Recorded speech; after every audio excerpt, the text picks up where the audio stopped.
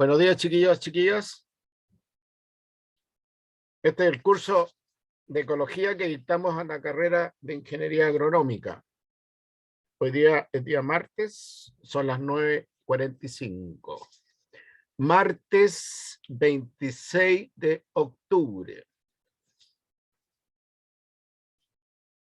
Estamos cerrando el tratamiento de la unidad número 2.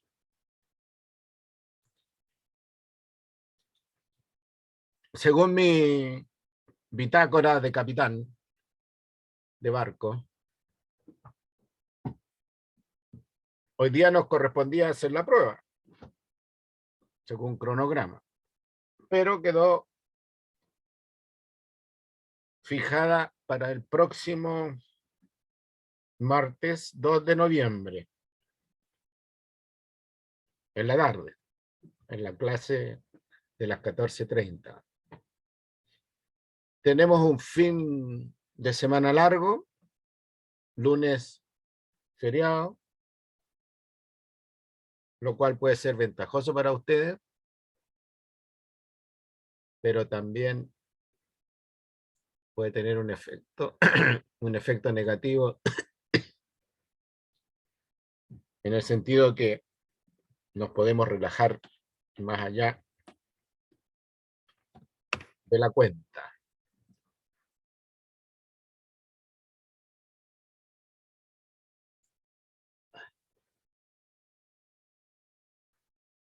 Un grupo de ustedes quiso, me comunicó por correo que quería una retroalimentación con la prueba.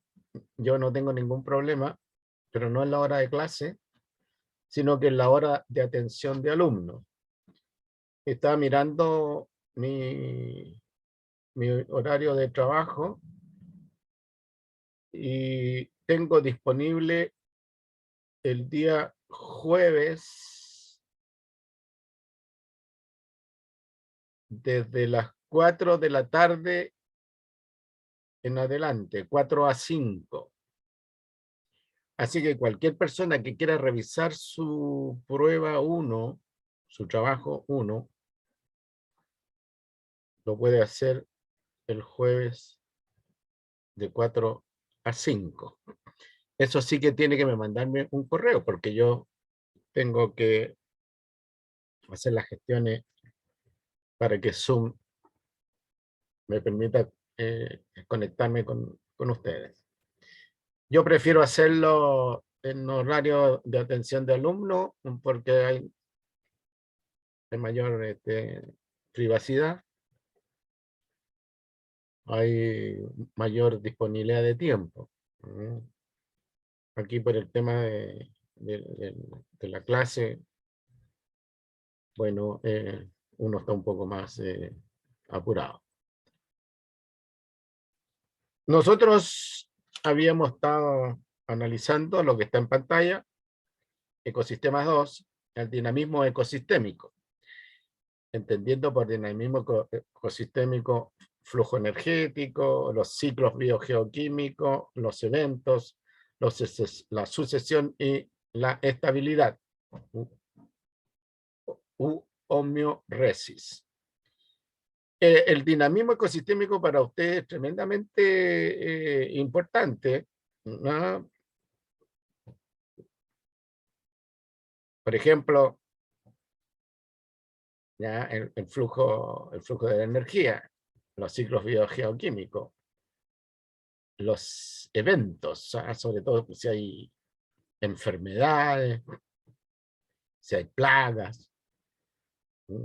El tema de la sucesión, es decir, qué le pasa al agroecosistema, por ejemplo, o cuando ya no hay agua, cuando ya el suelo está agotado. ¿Quién reemplaza al agroecosistema? ¿O quién reemplaza a los cultivos? Si nosotros miramos el sur de la provincia,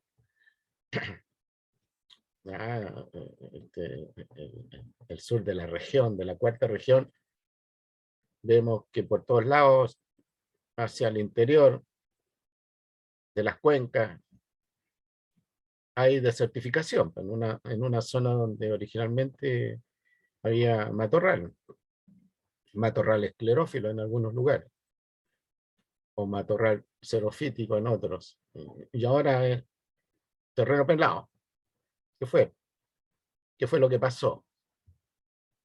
Y ahora con el cambio climático, con la aridez, ¿para dónde va ese, ese ecosistema?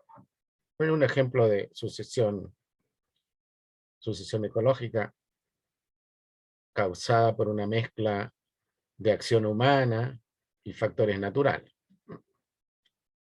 Bien, ¿alguna pregunta, comentario respecto de lo que dije recién, el tema de la prueba? ¿Ah? Y la hora de atención de alumno.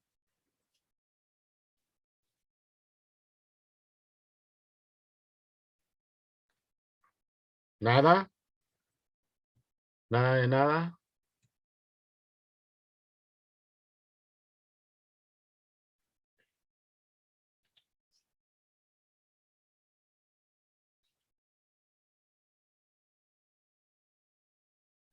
Bien, que quede grabado entonces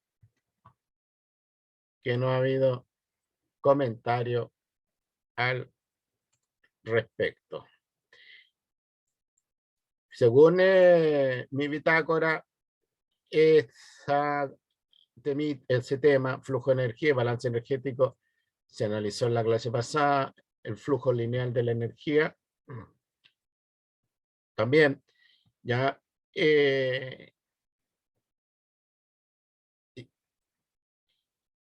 esto, el flujo lineal de la energía, esto lo pueden ver ustedes teniendo aquí un cultivo, un cultivo donde gran parte de la energía que ha atrapado este cultivo va al ser humano, que el ser humano está eh, en esta posición. Y todo lo que está aquí, ¿no es cierto?, formando de una cadena trófica, un sistema natural, para nosotros es una molestia. Porque nosotros queremos que gran parte de la energía solar atrapada por estos productores, entiéndase, campo de trigo, campo de arroz, un campo de centeno, un campo de maíz, ¿no? Que todo esto venga para nosotros. De tal manera que de una manera u otra nosotros combatimos, nosotros somos consumidores de aquellos que están intentando compartir la energía acumulada por las plantas. Entiéndase, por ejemplo, insectos, los atacamos. Entiéndase, por ejemplo, aves, las atacamos. Entiéndase, por ejemplo, bacterias, las atacamos. Entiéndase, por ejemplo, hongos, los atacamos. Entonces, todo este sistema, en el caso de los cultivos, trata de ser lo más simplificado posible. Ahora, hay una teoría en ecología que dice que la estabilidad del sistema depende de la cantidad de eslabones que hay acá. O sea, sistemas con pocos eslabones son muy inestables respecto del sistema, a ver, voy a decirlo de otra manera. Sistemas con pocos eslabones, como son los campos de cultivo, por ejemplo, son más inestables. Son más vulnerables a los eventos que sistemas con más eslabones. Una, algo que tiene que ver con la estabilidad de los sistemas, de los ecosistemas naturales. Por supuesto que nosotros nos aseguramos de la estabilidad, ¿no?, combatiendo a los elementos que alteran la estabilidad. Entonces ahí hay un input externo de energía. Eh,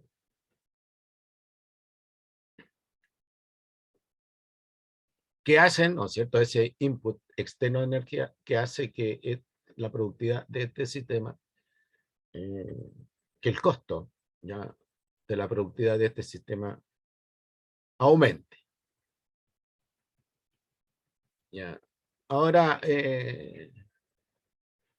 si uno ve el detalle de lo que puede ocurrir en un cultivo, bueno, ahí se produce un flujo reticular de la energía, ¿no? Porque es imposible que nosotros toda la energía ya la canalicemos a través de un solo tubo, ¿no? Donde el punto terminal, ¿no es cierto?, somos nosotros y está constituido por dos elementos, los productores y nosotros.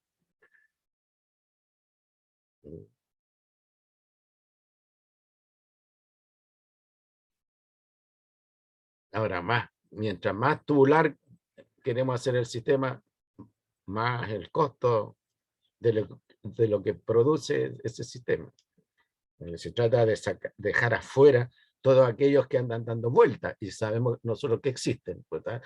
Entiéndase virus, entiéndase bacterias, entiéndanse hongos, entiéndase todas las especies de ratones que puedan haber en el área, todas las especies de insectos que pueden haber, qué sé yo, ¿no? Y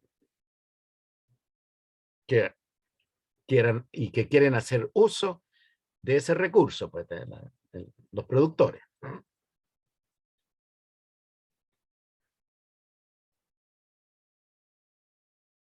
Esto entonces, esta diapo nos sirve para mostrar lo frecuente que es el flujo reticular de la energía. Ahora, el movimiento de la energía siempre es unidireccional. Se termina disipando como calor y saliendo del sistema.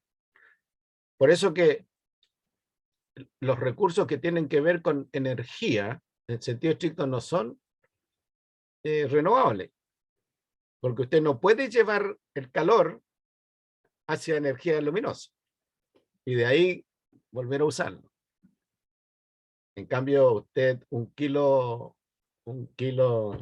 ya una tonelada, ¿no es cierto?, de alfalfa, bueno, es renovable, no puede volver, no va a ser la misma, por supuesto, pero va a ser la misma tonelada en términos físicos.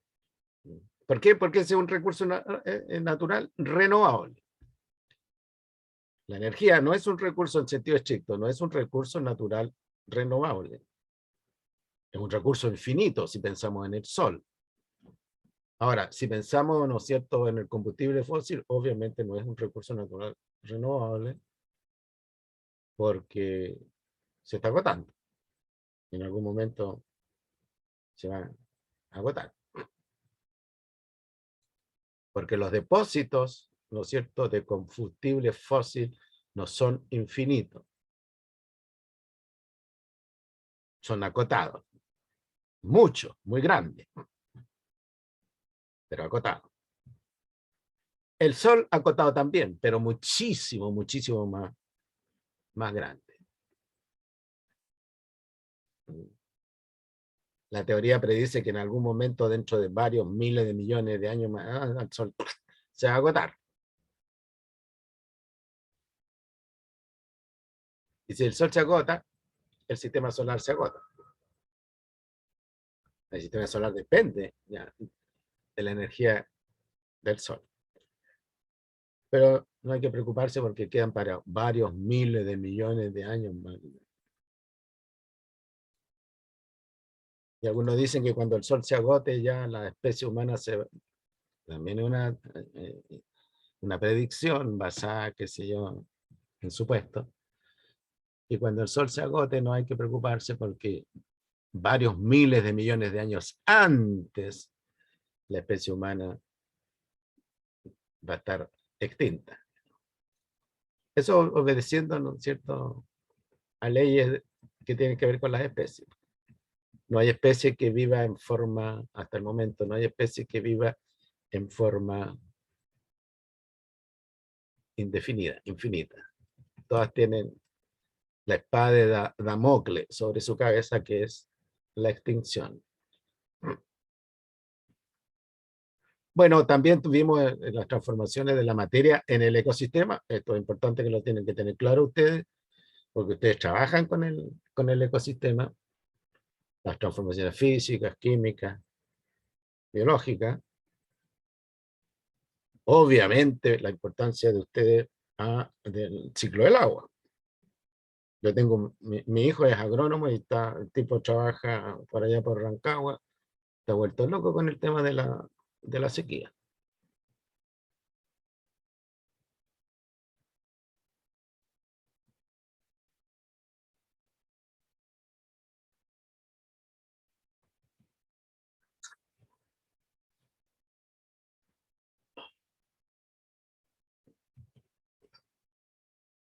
Vaya. Después tenemos nosotros el ciclo del carbono. También lo estuvimos analizando en la clase pasada. Eh, las alteraciones del ciclo del carbono son importantes para los ingenieros civiles y ambientales porque ellos están soltando ya, la industria, entre ellos la agroindustria, están soltando mucho anhídrido carbónico a la atmósfera. Más anhídrido carbónico que lo que la capacidad, ¿no es cierto?, que tienen los sistemas naturales para captar ese anhídrido carbónico, los bosques para transformar el anhídrido carbónico en hidrato de carbono. Esto también hablamos de los reservorios del carbono. ¿Ya? En general el carbono no tiene relevancia, no tiene tanta relevancia para los agrónomos. Perdón, el ciclo del carbono no tiene tanta relevancia para los agrónomos comparado con otros ciclos. Hay mucho carbono en la atmósfera.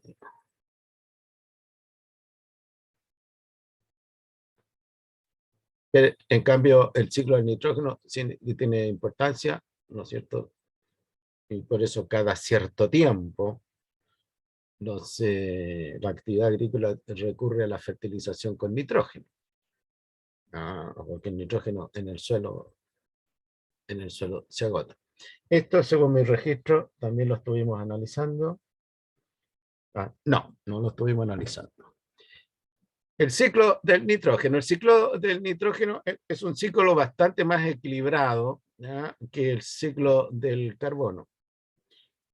El depósito principal para las plantas terrestres está en la atmósfera, en la forma de gas nitrógeno, digamos. Ahora para los organismos fotosintéticos en el medio acuático, bueno, es el carbono, el nitrógeno que está disuelto en el agua, el nitrógeno, el N2, el gas que está disuelto en el agua. Me voy a focalizar, ¿no es cierto?, en el proceso en las plantas terrestres. ¿Ya? Las plantas terrestres usan el nitrógeno en la forma de nitrato. Ahí está la entrada, en azul.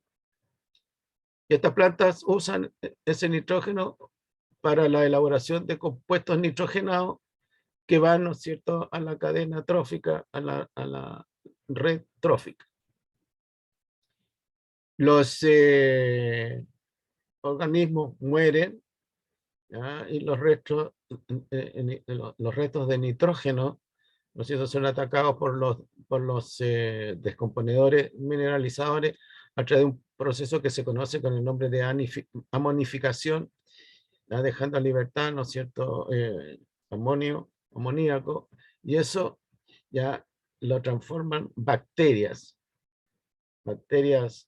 mm, que transforman el amoníaco o el amonio en nitritos y bacterias que transforman los nitritos en nitratos y ahí queda disponible nuevamente para las plantas. Esta es una suerte de ciclo corto. Los animales ya eliminan el nitrógeno al ecosistema bajo diferentes formas. Nosotros lo eliminamos bajo la forma de urea, otros lo eliminan bajo la forma de ácido úrico.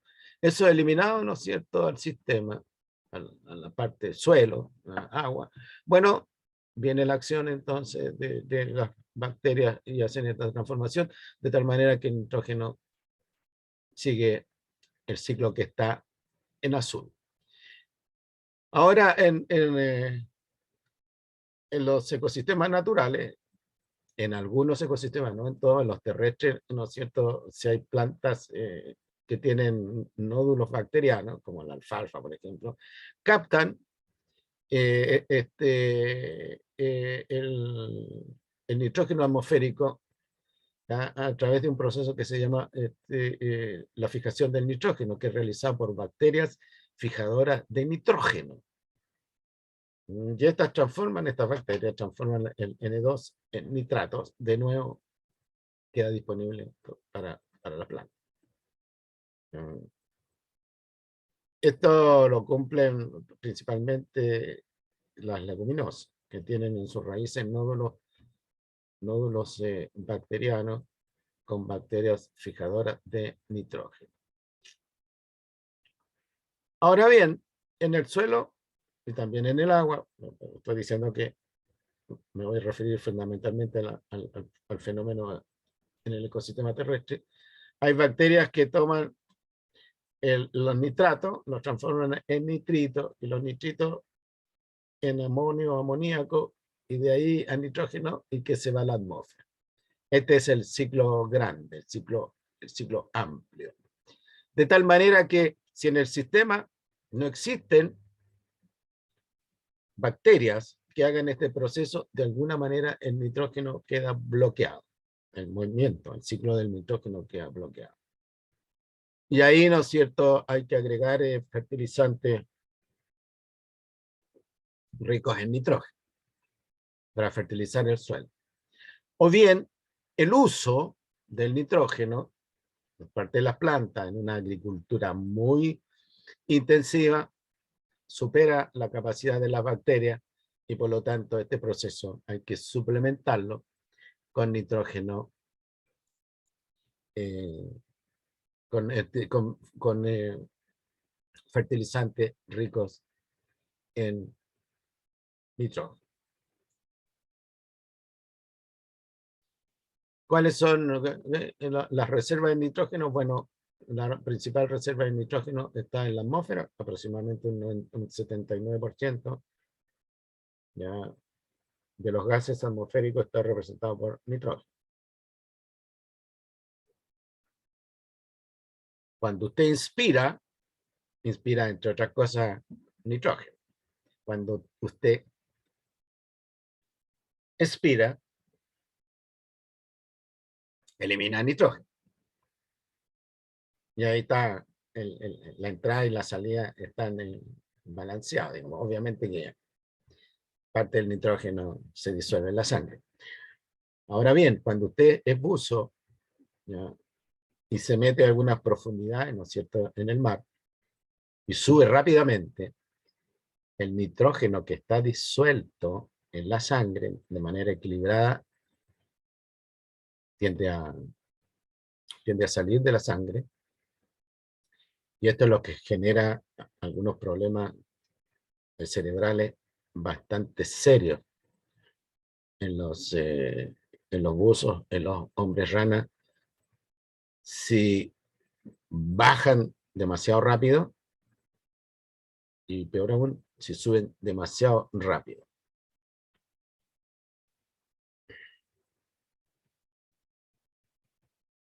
Ahora, el nitrógeno se puede encontrar en la forma de nitrógeno molecular, nitritos, nitrato, amonio, amoníaco urea, ácido úrico. O sea, muchos fertilizantes, por ejemplo, entiendo yo, son ricos en urea.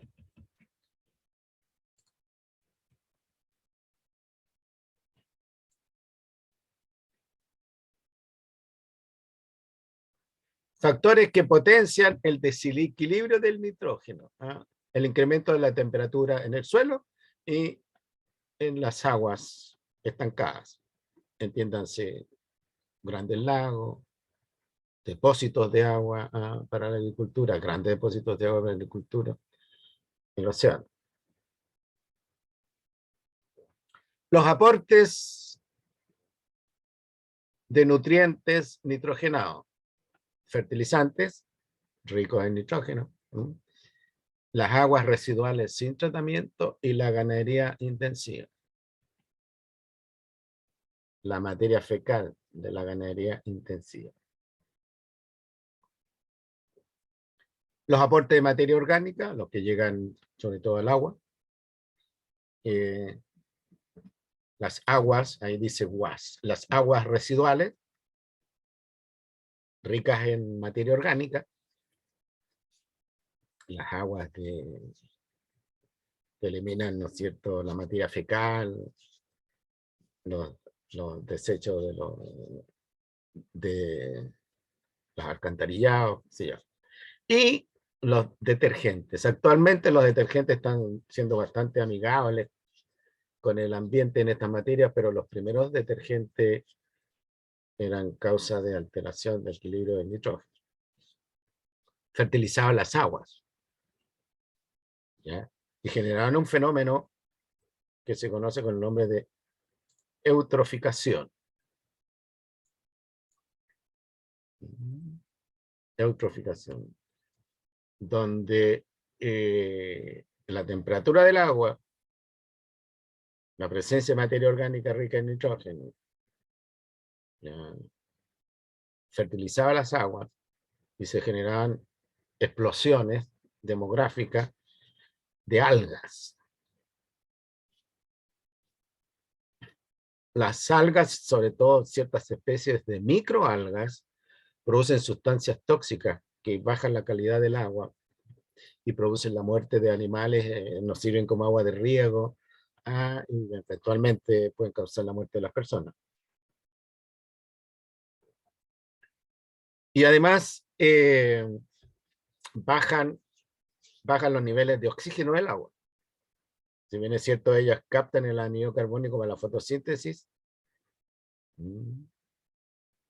pero el consumo de oxígeno es también rápido, bajando los niveles de oxígeno del agua, haciendo las aguas anóxicas, con poco oxígeno, afectando entonces, bueno, de nuevo la calidad del agua. El agua toma un olor bien peculiar y afectando la sobrevivencia de animales que puedan vivir en el agua, peces, crustáceos,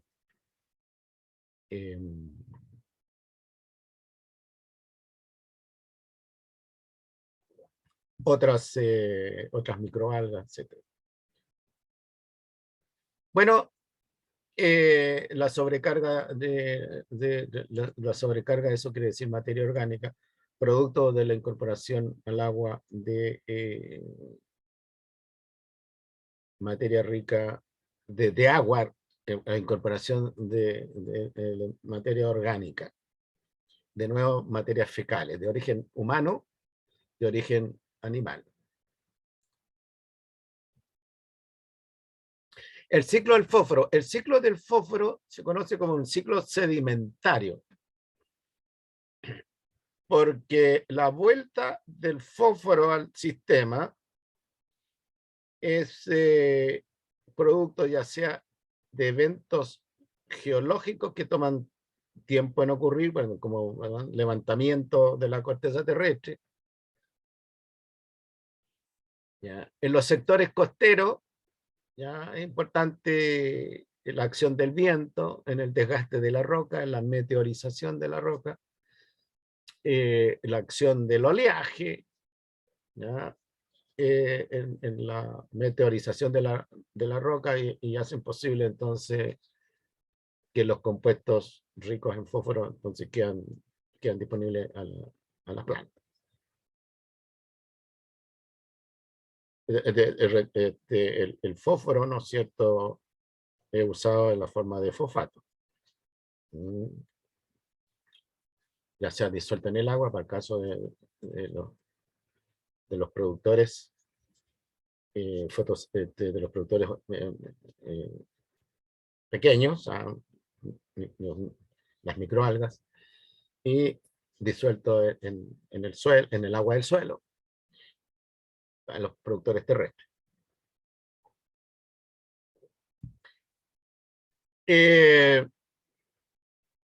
Dentro de los componentes vivos del ecosistema, en relación al ciclo del fósforo, juegan un rol bastante importante las aves guaneras. Pero las aves guaneras no se distribuyen homogéneamente por todo el mundo. ¿Ya? En el caso sudamericano, está concentrado al sur del Perú y al norte de Chile, particularmente en el sur del Perú. Y ahí se dieron básicamente dos condiciones. Una, la presencia de islas pequeñas frente a la costa, justo en el punto donde los sedimentos marinos suben hacia la superficie, arrastrados por corrientes oceánicas. Y ahí se fertilizan, ¿no es cierto?, las aguas con nutrientes, y lo que aumenta la productividad ya del sistema, y por eso que Perú es rico en pesquería. Lo mismo le pasa al norte de Chile. Y en esta vuelta ya del fósforo al sistema, cumplen un rol bastante importante las aves guaneras. Las aves guaneras están protegidas por ley. En el Perú, estos islotes están protegidos por ley. Se explotan, pero de una manera sustentable. Porque proveen, ¿no es cierto?, a la agricultura de fertilizantes naturales ricos en fósforo. Es una fuente de divisas para los peruanos.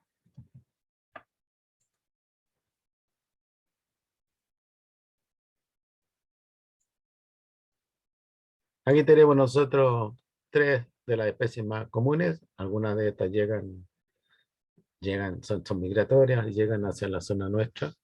El pato guanay, mucha gente no las quiere, mete mucha bulla y terminan quemando con el guano los árboles donde se paran. El piquero común, ¿ya? Y el pelícano, este común y corriente, que está que es frecuente, habitante residente ya de aquí en la playa de Coquimbo, La Caleta.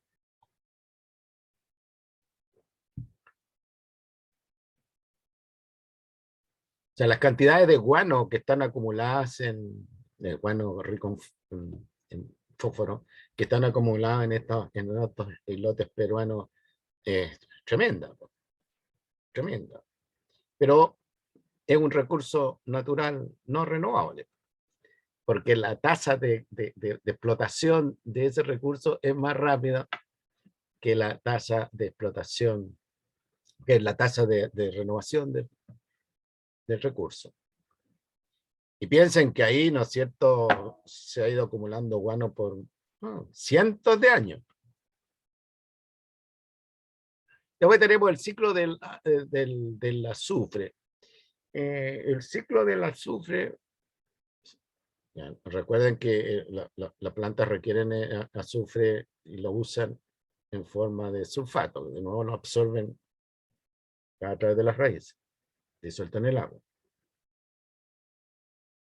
El azufre es un componente importante, aunque no, no es un componente generalizado como en el caso del nitrógeno, el carbono, el oxígeno, ¿ya?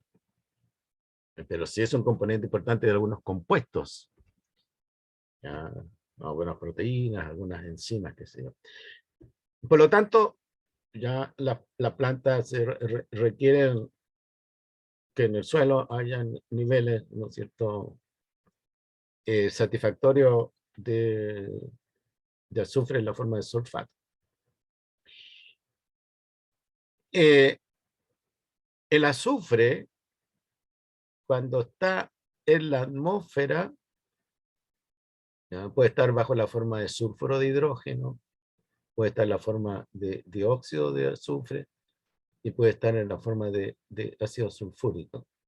Bajo ciertas condiciones, estos reaccionan, ¿ya?, el sulfuro de hidrógeno, el dióxido de azufre, ¿ya?, y dan origen al ácido sulfúrico que acidifica la lluvia, ¿ya? La lluvia ácida acidifica el suelo, acidifica el agua, por ejemplo, el agua de riego.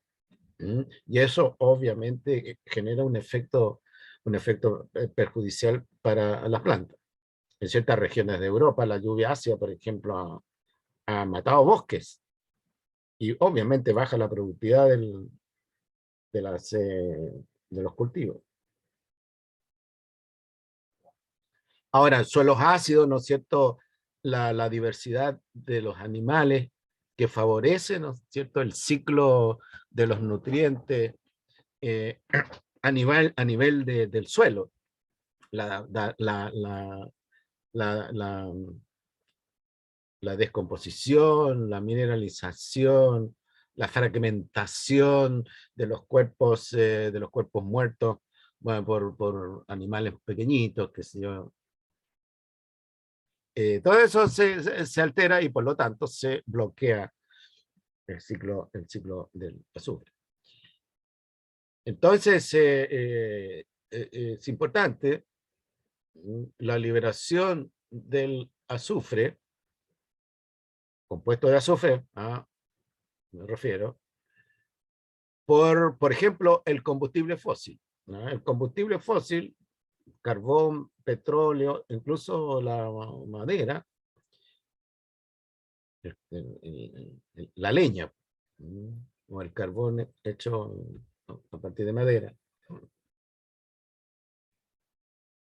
puede tener niveles altos de azufre, que al combustionarse, ¿no es cierto?, ese azufre se va para arriba como sulfuro de hidrógeno o como dióxido de azufre, y en la atmósfera, en presencia de oxígeno, se transforma en ácido sulfúrico, creando, ¿no es cierto?, la lluvia ácida, de nuevo acidificando el suelo, acidificando el agua y quemando grandes extensiones de los cultivos.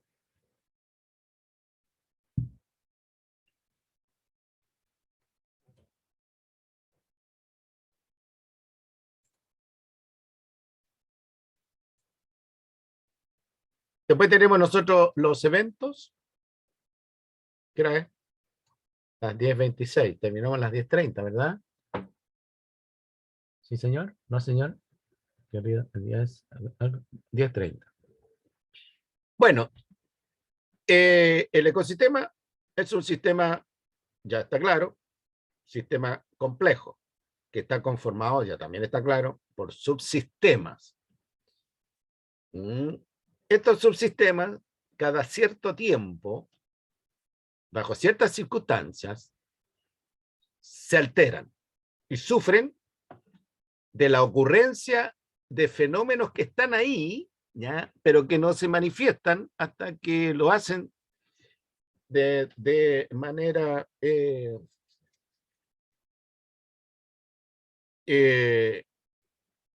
intensa. Unos eventos que son bastante comunes es el caso de las migraciones, ¿no?, de migraciones de distintos tipos de organismos, aves, vertebrados, sea mamíferos, qué sé yo. Otros eventos, ¿no es cierto?, constituye, ¿no es cierto?, la caída de las hojas, y en la estación de primavera, ¿no es cierto?, la emergencia de las hojas. Entonces tenemos el sistema en otoño-invierno sin hojas, en algunos ecosistemas sin hojas, y en primavera y verano con hojas. Lo mismo pasa en la floración, son eventos. ¿Ya? Pero hay ciertos eventos, ¿no es cierto?, con los cuales los agrónomos tienen que lidiar, y como es la emergencia de las plagas, por ejemplo. Plagas de insectos, plaga de ratón. Plagas, no, o sea, perdón, enfermedades de origen viral, enfermedades de origen bacteriano, que de repente emergen y no se tiene a veces muy clara la causa del evento. Nosotros, por ejemplo, en el caso del ser humano, estamos sufriendo desde hace 2 años la ocurrencia de un evento, una pandemia de un virus. Con todos los adelantos de la medicina nosotros que tenemos, sin embargo, nos pilló un poco desprevenidos. Afortunadamente, rápidamente se hizo, ¿no es cierto?, se aplicaron estrategias de control, qué sé yo, y lo tenemos relativamente controlado. Sin embargo, Santiago volvió, ¿no es cierto?, a fase 3. Los eventos. ¿Qué es lo que hace el agrónomo? Ya, bueno, trata de controlar algunos pocos trata de controlar estos eventos, que no le provoquen daño económico. Es decir, de otra manera, si hay una ratada, bueno, se aplican estrategias. Si hay una plaga de insectos, se aplican estrategias. Si hay una plaga de una enfermedad bacteriana, se aplican estrategias, qué sé yo. Trata de mantener esta situación de la emergencia de eventos bajo cierto control, porque eso le significa pérdida económica. Ahora, hay eventos para los cuales nosotros no podemos controlarlo. Un terremoto, por ejemplo. La sequía que está volviendo loco a los agricultores, incluyendo ahí los agrónomos. ¿Qué puede hacer ya el agrónomo frente a un evento? Sino que ver la forma, ¿no es cierto?, de mitigar el impacto de la sequía, controlar el uso del agua, ser más eficiente, más inteligente, como le llaman, el uso del agua. Cambiar la cultura respecto del agua. ¿Qué hacer frente a un tornado? ¿Qué hacer frente a un huracán? O sea, tomar las providencias para mitigar los efectos, pero para resolver el problema. ¿Qué hacer frente al cambio climático? Al tener un evento macro. Entonces son eventos. Estos eventos tienden a alterar la estabilidad del sistema. ¿Ya? Y que eso lo vamos a ver nosotros la próxima clase, hoy día a las 14:30. Bien, chiquillos y chiquillas, son las 10:30. Hasta acá hemos llegado con la clase de hoy para reunirnos a las 14:30 y seguir analizando el dinamismo ecosistémico, que yo lo encuentro tremendamente importante. La comprensión del dinamismo ecosistema es tremendamente importante para los agrónomos, y por eso quiero yo darme el tiempo suficiente. Bueno, espero algunas preguntas, qué sé yo, para que esto no se transforme en un monólogo. Que tengan un buen almuerzo. Nos reencontramos a las 2:30. Voy a Hasta luego, proceder profe. a suspender el uso compartido de la pantalla.